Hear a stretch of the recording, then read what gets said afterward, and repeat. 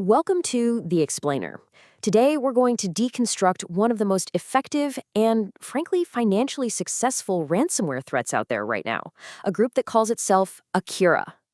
So let's just kick things off with a number that tells you pretty much everything you need to know. To date, Akira has managed to squeeze an estimated $244 million from its victims.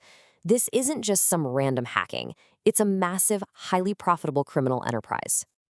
And when you're talking about that kind of money, you better believe it gets attention. It's exactly why U.S. authorities are sounding the alarm. According to the FBI, Akira isn't just another threat. They're in the top 5.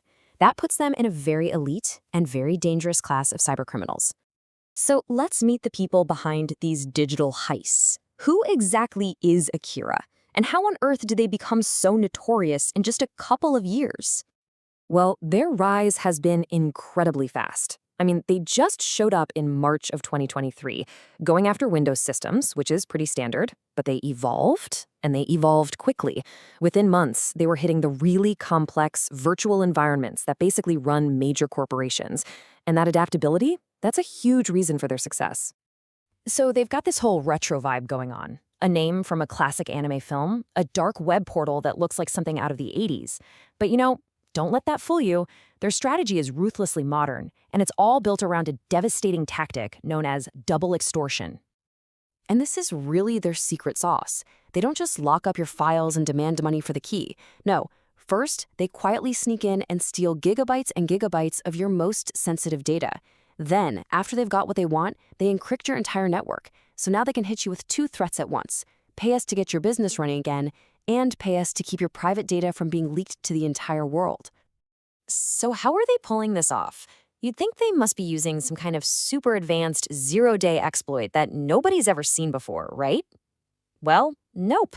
They're basically just walking through unlocked digital doors, taking advantage of 2 of the most common weaknesses in corporate security. They go right for the front door of an organization, the virtual private networks, or VPNs. And they get in one of 2 ways. They either use stolen usernames and passwords, which are just floating around the dark web, or they find a known software vulnerability that, for whatever reason, a company just hasn't gotten around to patching yet. This really makes them masters of opportunity. They're targeting these well-known security flaws in super popular business tools, like VPNs from Cisco and SonicWall.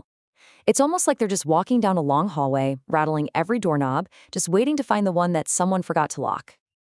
Okay, so once they're inside, their operation is just a masterclass in speed and precision.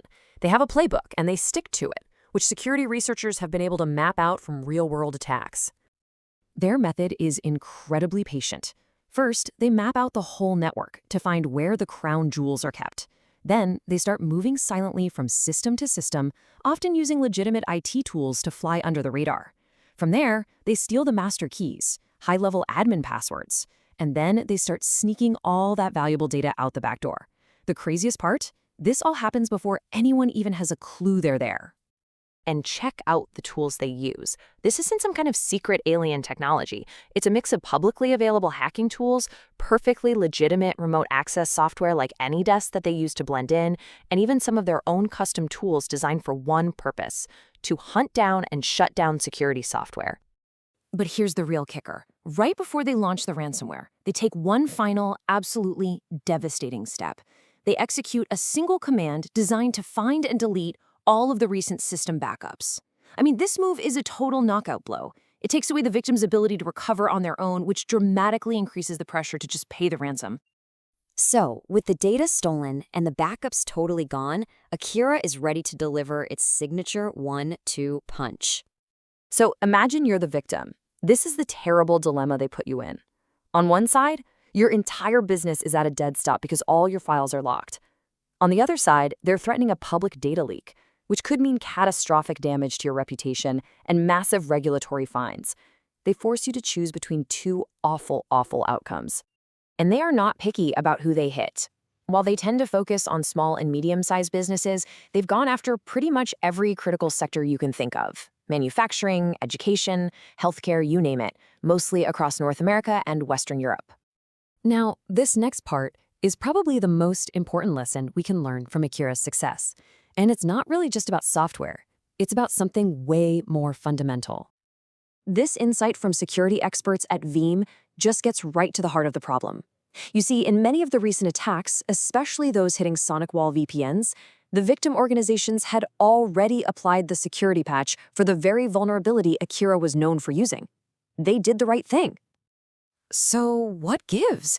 How is that even possible? If the technical flaw was fixed, how did the attackers just keep waltzing in? Well, the answer reveals this really dangerous gap between fixing the technology and managing who has access to it. Think of it this way. Patching a vulnerability, that's what we call patch hygiene. It's like replacing a broken lock on your front door. The technical flaw is fixed. But what if you left a spare key under the welcome mat? Maybe an old admin account that was never deactivated. Well, that's credential hygiene. And if you don't take care of that, your brand new expensive lock is completely useless. So, understanding this core vulnerability, that it's about the spare key, not just the lock, shows us exactly how we can build a much stronger defense. So what's the plan? Well, security agencies recommend 3 urgent actions. Number 1, yes, patch your systems immediately. Number 2, reduce your exposure. If a system doesn't need to be on the public internet, take it offline. And number 3, and this is the big one, you have to enforce strong multi-factor authentication on every single account. No exceptions. That's how you get rid of all those spare keys. And for long-term resilience, it's really all about building good habits.